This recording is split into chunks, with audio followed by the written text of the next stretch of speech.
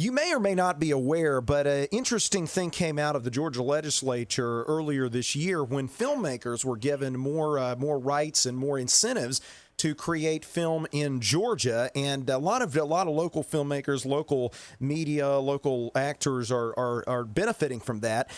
One in particular, though, who actually took some of the newfound freedom and had done so before the legislature even came out, was a gentleman by the name of Robert Koenig. Robert is the president of Adventure Production Pictures, and rather than shoot here locally, he went to, well, the other side of the world, to Nepal, to work on a documentary film about an issue going on there that is something that very few of us know much about, but it's a humanitarian crisis that's raging in the country there right now. And Robert wanted to go inside and take on the risk to tell the story. So, Robert, thank you for coming on Morning in Atlanta with us this morning, and thanks for joining us. Well, thank you for having me. Now, tell me about this. The movie is called, and it's a documentary film that you have won some awards for, that deals with the issue of Maoist guerrillas and youth that were kidnapped and forced to work in these armies. The movie is called Returned Child Soldiers of Nepal's Maoist Army. Right, that's right. A researcher friend and I were talking last year about some of the issues that were happening in Nepal, and he's an Emory student. He's a PhD candidate, and he was in Nepal researching some of the issues related to the Maoist insurgency there. And the issue was that they were using children between the ages of 10 and 17 to fight this war against the government. And right now, they're in a peace process, and these children are having a difficult time returning home. And that's basically what the film is all about. Now, and the thing about it is that these children, almost 2 years ago, there was a comprehensive peace agreement that was signed with the Nepali government to stop this type of activity, but the Maoist guerrillas continued using the children, and you're saying now they're coming back around to the peace process, but the kids are having a hard time getting out. Why is that? Well, I think the main issue is really that because Nepal is a Hindu country, a lot of the issues are really with the girls coming back home. Mm-hmm. Girls that come from these strict Hindu mores from the family, they come back home and there's this sort of shame of leaving the nest to fight with boys, and if they leave before they're married, it's looked down upon. And I think coming home, they have all kinds of problems because, their families feel like there's this shame that's brought upon them. And if these girls, they don't get them married soon, they'll never get them married. Or, if they feel like they're basically, their lives are ruined by the issue of fighting in these groups. Yeah. And so what ends up happening is these girls end up in child marriages as young as like 12 or 13. Yeah, and you see the gender confusion as you try to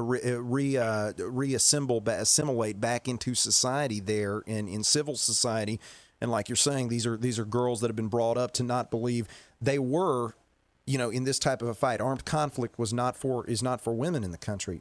Now, tell me, Robert, what if you've seen some of the atrocities that have happened with engaging these children in this type of warfare? How young are some of these kids?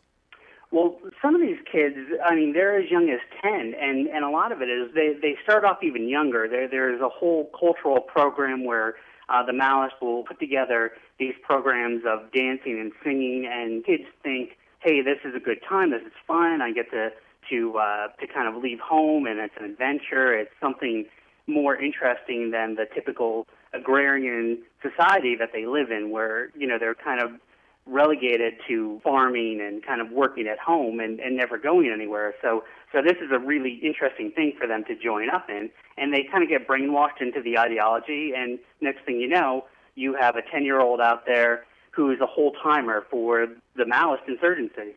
Yeah, well, and you hear so much in other parts of the world about the rages going on in Darfur region, or about so many of these other world atrocities are overshadowing this story. And obviously, it's not something that's very comfortable to think about. Children being used against their will as soldiers as young as 8 and 10 years old.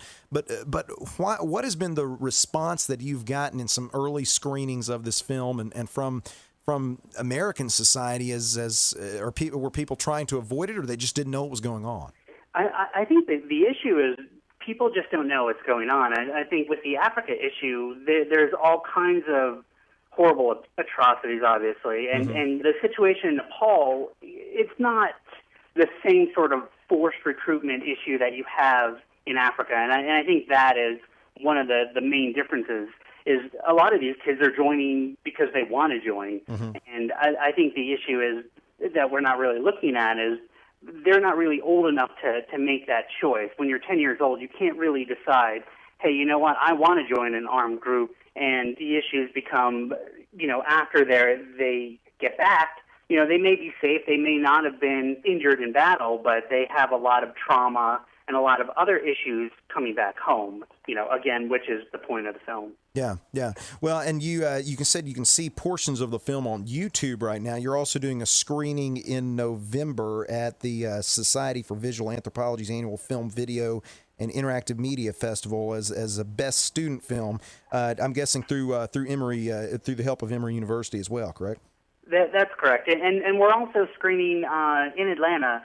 We just heard from the Atlanta Underground Film Festival, and there'll be a screening at the Plaza Theater in Virginia Highlands on Friday, August 22nd at 5 p.m. Okay, good deal.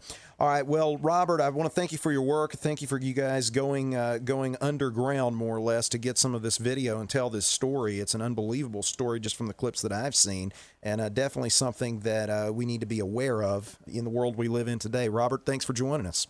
Well, thank you for having me. And you can get more information on the film at nepaldocumentary.com, all one word, nepaldocumentary.com.